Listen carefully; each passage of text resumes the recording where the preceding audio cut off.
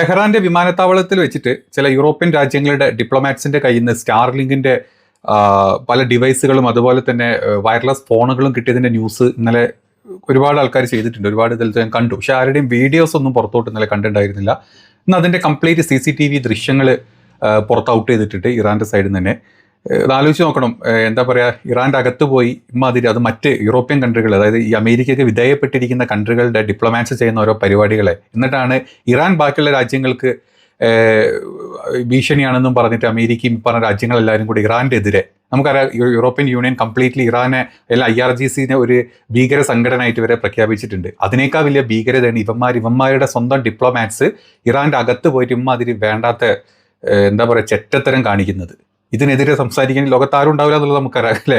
നിങ്ങൾ ആ വീഡിയോ ഒന്ന് കാണുക. ന്യൂസ് ഓൾറെഡി ഇന്നലെ വന്ന് എല്ലാവരും കേട്ടതായിരിക്കും, പക്ഷേ ആ വീഡിയോ ഒന്ന് കാണിച്ചു തരാമെന്ന് വിചാരിച്ചു. അതിനാണ് ഈ ഒരു ചെറിയൊരു ഷോർട്ട് വീഡിയോ ചെയ്യുന്നത് തന്നെ. അപ്പം നമ്മുടെ വീഡിയോ ഇഷ്ടപ്പെടുന്ന ആളുകൾ സ്റ്റാർട്ടിങ് തന്നെ ലൈക്ക് ചെയ്ത് സബ്സ്ക്രൈബ് ചെയ്ത് വീഡിയോ കാണാൻ ട്രൈ ചെയ്യുക. നമുക്ക് ഏതായാലും വീഡിയോയിലോട്ട് പോകാം. ഈ ഹമുക്കൾ കാണിക്കുന്ന ഓരോ പരിപാടികൾ നിങ്ങൾ ആലോചിച്ച് നോക്കി. അതായത് ഇമാം ഖാംനെയി ഇൻ്റർനാഷണൽ എയർപോർട്ടിൽ വെച്ചിട്ടാണ് ഈ സംഭവം നടന്നിട്ടുള്ളത്. വിമാനത്താവളത്തിൽ വെച്ച് 2 യൂറോപ്യൻ നയതന്ത്രജ്ഞരാണ് ഇറാൻ്റെ അധികൃതർ തടഞ്ഞു വെച്ചിട്ടുള്ളത്.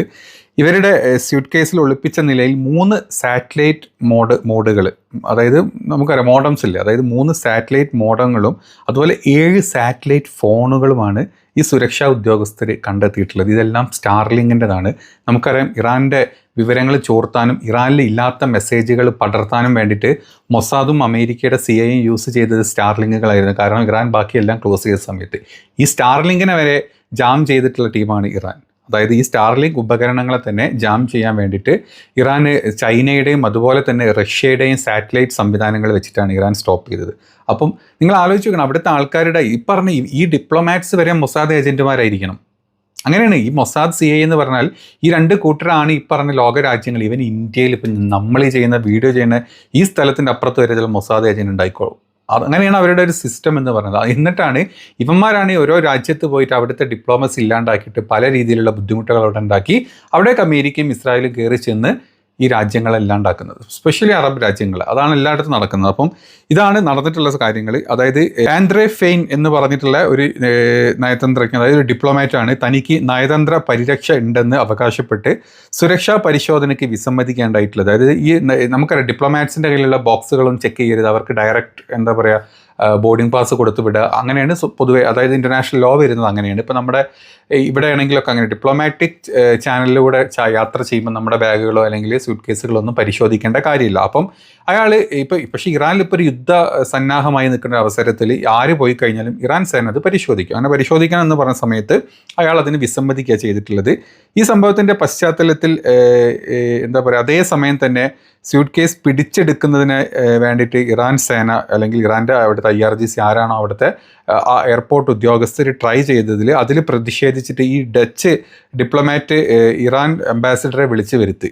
അതായത് ഡച്ചിലെ വിദേശകാര്യ മന്ത്രാലയം ഇറാൻ അംബാസിഡർ അങ്ങോട്ട് വിളിച്ചു വരുത്തി ഇങ്ങനെ ഒരാളെ ബുദ്ധിമുട്ടിക്കുന്നുണ്ട് എന്നും പറഞ്ഞിട്ട് ഡച്ചിൽ അവിടെ നടക്കുന്ന കാര്യം കേട്ടോ, അവിടെ അത് നടന്നുകൊണ്ടിരിക്കുന്നത്. ഈ സമയത്താണ് ഒരു കാര്യം ഇവർ മനസ്സിലാക്കുന്നത്, അതായത് ഒരു ഇൻ്റർനാഷണൽ ലോ ഉണ്ടെങ്കിലും ഒരു യുദ്ധ സാഹചര്യങ്ങളൊക്കെ വരുന്ന സമയത്ത് ഇങ്ങനത്തെ ബോക്സുകളും കാര്യങ്ങളൊക്കെ ഡിപ്ലോമാറ്റ്സ് ആണെങ്കിലും അവർക്ക് ചെക്ക് ചെയ്യാം എന്നുള്ള ഒരു ലോ, ഇൻ്റർനാഷണൽ ലോ പറയുന്നത്. കാരണം ഈ പറഞ്ഞ രാജ്യങ്ങളൊക്കെ ഇൻ്റർനാഷണൽ ലോയുടെ അണ്ടറിൽ വരുന്ന കേട്ടോ.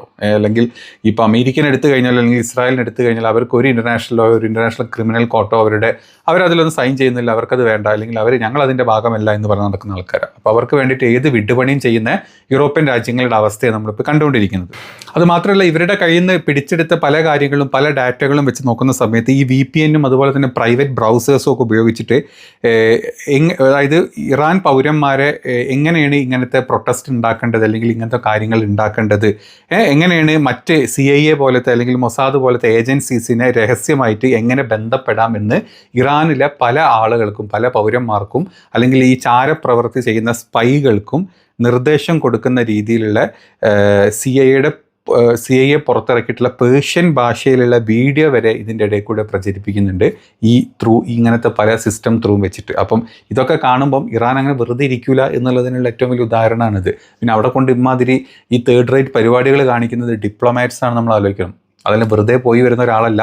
ഡിപ്ലോമാറ്റ് ചാനൽ അല്ലെങ്കിൽ ഡിപ്ലോമാറ്റ്സ് ആയിട്ടുള്ള നയതന്ത്രജ്ഞരായിട്ടുള്ള ആളുകളാണ് ഇമ്മാതിരി പരിപാടി ഇറാൻ്റെ അകത്ത് പോയിട്ട് ചെയ്തുകൊണ്ടിരിക്കുന്നത്.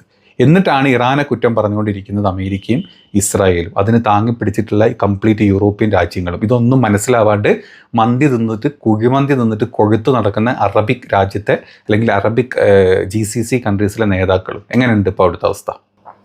ഇത് ഭയങ്കര രസമാണ് ഇതിൽ. അതായത് ആദ്യം ഡച്ച് ഡിപ്ലോമാറ്റ്സ് ഇങ്ങനെ വരുന്നു, അവരുടെ പെട്ടി അവർ പരിശോധിക്കാൻ സമ്മതിക്കുന്നില്ല, അപ്പോൾ അത് കടത്തിവിടാൻ ഇറാൻ സമ്മതിക്കുന്നില്ല, അങ്ങനെ പെട്ടി ഉപേക്ഷിച്ച് പോകുന്നു. അത് കഴിഞ്ഞിട്ട് മറ്റ് ചില ഡിപ്ലോമാറ്റ്സ് വരുന്നു, അവർ ഈ പെട്ടി എടുത്തിട്ട് ഉള്ളോട്ട് കയറാൻ ട്രൈ ചെയ്യുന്നു. അപ്പോൾ വീണ്ടും സംശയം തോന്നിയതുകൊണ്ടാണ് ഇറാൻ്റെ അവിടുത്തെ എയർപോർട്ട് ഉദ്യോഗസ്ഥർ ഇതിൽ എന്തോ ഉണ്ട് കാര്യമായിട്ട് എന്ന് മനസ്സിലാക്കുന്നതും അവർ ഈ ഇൻ്റർനാഷണൽ ലോ തപ്പിപ്പോയതും ലോയുടെ അണ്ടറിൽ ഇത് പരിശോധിക്കാം എന്നുള്ളൊരു ഭാഗം അവർക്ക് കണ്ടിട്ടാണ് അവർ ഇത് കയറി പൊട്ടിച്ച് നോക്കുന്നത്. അപ്പോഴാണ് കാണുന്നത് 7 സാറ്റലൈറ്റ് ഫോണുകളാണ്. അതായത് ഇറാനിൽ ബുദ്ധിമുട്ടും കാര്യങ്ങളും ഉണ്ടെന്ന് അറിയാം. അപ്പോൾ അവിടെ ഒറ്റിക്കൊടുക്കാൻ വേണ്ടി 7 സാറ്റലൈറ്റ് ഫോണുകളുണ്ട് അതിനകത്ത്. അതുപോലെ തന്നെ സ്റ്റാർലിങ്കിൻ്റെ മോഡം 3 മോഡം അതിൻ്റെ അകത്തുള്ളത്.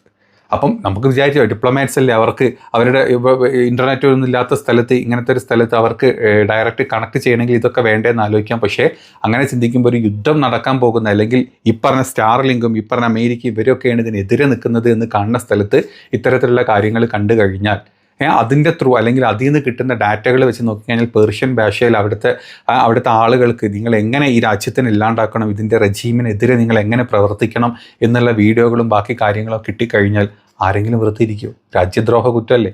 ആ രാജ്യത്തെ ദ്രോഹം ചെയ്യുന്നത് ഏതാ? മറ്റ് രാജ്യത്തെ ഡിപ്ലോമാറ്റ്സ് വന്നിട്ടാണ് തൂക്കേണ്ടവന്മാരെ. അതായത് അവന്മാരെ തൂക്കാണ് വേണ്ടത്. പക്ഷേ അവന്മാർ യാത്ര തുടർന്നു എന്നാണ് കേൾക്കുന്നത്. പക്ഷേ ഇതിനകത്തുള്ള കാര്യങ്ങൾ ഇങ്ങനെയൊക്കെയാണ് അറിയപ്പെട്ടത്. ഇതാണ് അവസ്ഥ. ഇറാൻ എങ്ങനെ ഇല്ലാണ്ടാക്കാം എന്ന് ഇവന്മാർ നോക്കുന്നതിനുള്ള മെയിനായിട്ടുള്ള കാര്യങ്ങളാണ് നമ്മൾ കണ്ടുകൊണ്ടിരിക്കുന്നത്. ഇപ്പോൾ മനസ്സിലായില്ലേ, യുദ്ധം ഇവിടെ നിന്ന് ഉണ്ടാക്കുന്ന, ആരുണ്ടാക്കുന്ന യുദ്ധം, ആര് ത്രൂ ഉണ്ടാക്കിക്കൊണ്ടിരിക്കുന്നത്? ഈ രാജ്യം തകർക്കണം അല്ലെങ്കിൽ ഈ രാജ്യം ഇല്ലാണ്ടാവണം. ഒരു വിശാല ഇസ്രായേലിന് വേണ്ടിയിട്ട് അവർക്കെതിരെ നിൽക്കുന്ന, ഇസ്രായേലിനെതിരെ നിൽക്കുന്ന ഏത് രാജ്യങ്ങളെയും തകർക്കാൻ ഇസ്രായേൽ ഉണ്ടാവും. അതിൻ്റെ പിന്നിലൂടെ ചരട് വലിക്കാൻ അല്ലെങ്കിൽ മുന്നിൽ നിന്നിട്ട് വെള്ളിയേട്ടം കളിക്കാൻ അമേരിക്ക നിൽക്കും എന്നുള്ളതിനുള്ള ഉദാഹരണങ്ങളാണ് ഇതൊക്കെ. ഇതൊരു മൈന്യൂട്ട് കാര്യമൊന്നുമല്ല. ഇന്ത്യയിലാണ് നടക്കുന്നതെങ്കിൽ എന്താ അവസ്ഥ? ഇത് തന്നെ എല്ലായിടത്തും അവസ്ഥ അത് തന്നെ പറഞ്ഞു. അപ്പോൾ ഇത്രയും വലിയ കാര്യങ്ങളാണ് ഇതിൻ്റെ ഇടയിൽ കൂടെ അവന്മാർ ചെയ്തുകൊണ്ടിരിക്കുന്നത്. ഏതാണെങ്കിലും നാളത്തെ ആ ഒരു ചർച്ച നല്ല രീതിയിൽ പര്യവസാനിക്കട്ടെ. യുദ്ധമില്ലാത്ത അവസ്ഥയിലെടുത്തിട്ട് അതല്ല, യുദ്ധത്തിലോട്ട് പോയി കഴിഞ്ഞാൽ സകലതും പൊളിഞ്ഞു തീരും, എല്ലാത്തിൻ്റെയും ചന്തി പൊള്ളും എന്നുള്ളതാണ് സത്യം.